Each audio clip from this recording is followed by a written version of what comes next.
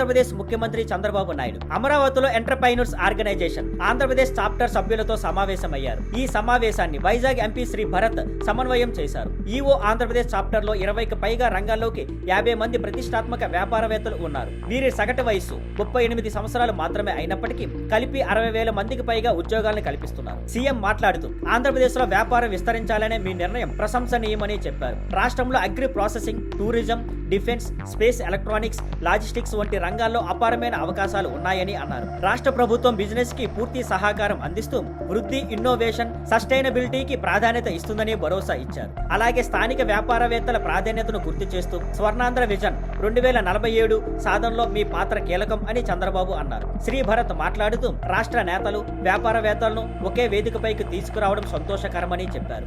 EO సభ్యులు కలిసి కట్టైన శక్తి, vision Andhra Pradesh ను ఎంటర్ప్రైజ్ అండ్ అవకాశాల కేంద్రంగా తీర్చిదిద్దగలమని అన్నారు. ఈ సమావేశం వ్యాపారవేత్తల కృషిని గుర్తించడమే కాకుండా ప్రభుత్వం, వ్యాపారవేత్తల మధ్య మరింత సహకారం అవసరమని సూచించింది. ఇన్నోవేషన్, సహకారం కొనసాగితే ఆంధ్రప్రదేశ్ భారత్లో అగ్రగామి ఇన్వెస్ట్మెంట్ డెస్టినేషన్ గా ఎదుగుతుందని తెలిపారు.